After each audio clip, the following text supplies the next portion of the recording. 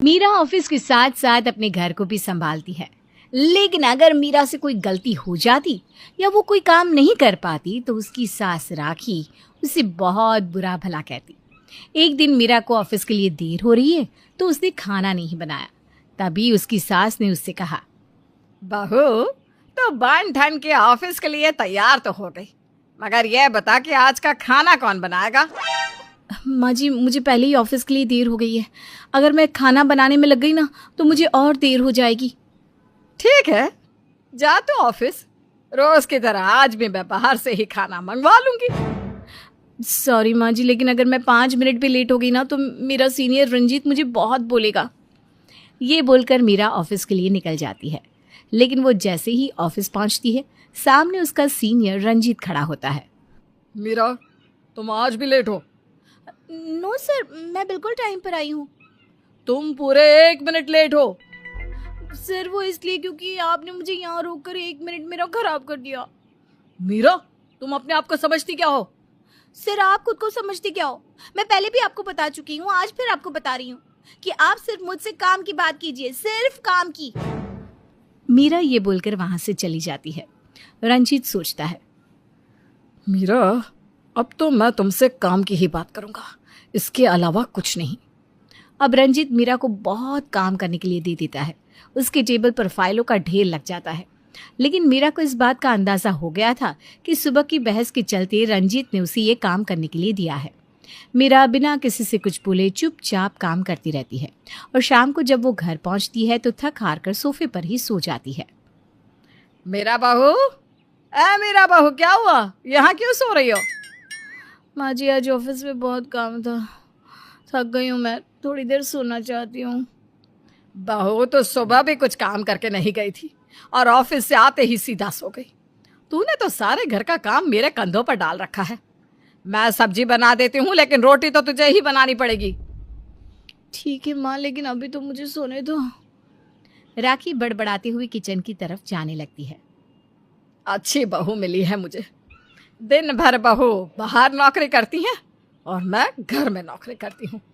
फर्क इतना है कि मेरी बहू को काम के रुपए मिलते हैं और मुझे कुछ नहीं मिलता। राखी सब्जी बनाने के साथ साथ रोटी भी बना लेती है। जब मीरा किचन में जाती है तो कहती है, माँ जी आपने रोटी भी बना दी? हाँ, बना दी। तुझसे 10 बार बोलती और आखिर में मुझे ही बनानी पड़ती, तो पहले ही बना ली मैंने। अब जाकर वीरन को बुला ला, मैं खाना टेबल पर लगाती हूँ। मीरा अपने पति वीरेन को बुलाकर लाती है। तीनों खाना खाते हैं। तभी वीरेन अपनी पत्नी से कहता है, मीरा, तुम्हारा काम कैसा चल रहा है? सब कुछ ठीक तो चल रहा है, लेकिन मेरा एक सीनियर है, रंजीत नाम है उसका, बहुत परेशान करता है मुझे। परेशान करता है मतलब? अगर तुम अपना काम ढंग से करोगी तो सीनियर हो या जूनियर, कोई तुम्हें परेशान नहीं करेगा। जो काम मुझे दिया जाता है ना उससे ज़्यादा काम करती हूँ, और आज तो पूरे ऑफिस का काम उसने मुझसे ही करवाया। वो हर लड़की के साथ ऐसा ही करता है। पहले तो उन्हें बाहर कॉफ़ी का ऑफ़र करेगा और अगर वो मना कर दे तो उसे इस तरह से टॉर्चर करता है। मेरे साथ भी ऐसा ही कर रहा है। ऑफिस में तो ये सब होता ही रहता है। तुम इन बातों पर ध्यान मत दो और अपने काम से काम रखो। अरे बहू, अगर तुझे इतनी परेशानी है तो छोड़ क्यों नहीं देती नौकरी? माँ, कैसी बात कर रही हो? नौकरी छोड़ देगी तो करेगी क्या? आपकी तरह घर का काम? वीरेन की बात सुनकर राखी और मीरा दोनों चुप हो जाती हैं। अगली सुबह मीरा सबके लिए नाश्ता बनाती है, पर जैसे ही राखी नाश्ता करती है वो अपनी बहू के ऊपर चिल्लाना शुरू कर देती है। ये क्या है बहू, तू अपने ऑफिस के चक्कर में हमें खाना भी ढंग से नहीं खिलाती, बिल्कुल भी अच्छा खाना नहीं बनाया। माँ जी, वो जल्दी जल्दी के चक्कर में ख़राब नाश्ता बन गया और मुझे आज ऑफिस भी जल्दी जाना है, रंजीत ने बुलाया है। थोड़ी देर बाद मीरा ऑफिस चली जाती है और शाम को जब वो घर आती है तो उसका चेहरा उतरा हुआ था, आंखें लाल। अपनी बहू की ऐसी हालत देखकर राखी पूछने लगती है, बहू क्या हुआ? इतनी परेशान क्यों लग रही है? सब ठीक तो है ना? हाँ माँ, सब ठीक है। तेरी आंखें तो तेरे शब्दों का साथ नहीं देते। रुक, मैं अभी वीरेन को बुलाती हूँ। राखी वीरेन को बुलाती है। दोनों मिलकर मीरा से उसके रोने का कारण पूछते हैं। माँ जी, आज मेरे सीनियर रंजीत ने पूरे स्टाफ के सामने मेरी बहुत इंसल्ट की है। अरे ऐसे कैसे इंसल्ट की है? तुमने जरूर कोई गलती की होगी, अपना काम तरीके से नहीं किया होगा। वीरेन, शर्म कर ला कुछ। मैंने तुझे इसलिए नहीं बुलाया कि तू अपनी बीवी की गलती निकाले, बल्कि इसलिए बुलाया है कि ये मुझे तो कुछ बता नहीं रही, शायद तुझे कुछ बता दे। बहू, तू रोना बंद कर दे पहले और मुझे बता के बात क्या है। माँ जी, मेरा काम ऑफिस में क्लाइंट से डील करने का है, क्योंकि मैं बहुत मेहनत और ईमानदारी से करती भी हूँ। लेकिन मेरा सीनियर रंजीत मुझसे स्टाफ की सैलरी बनवाता है।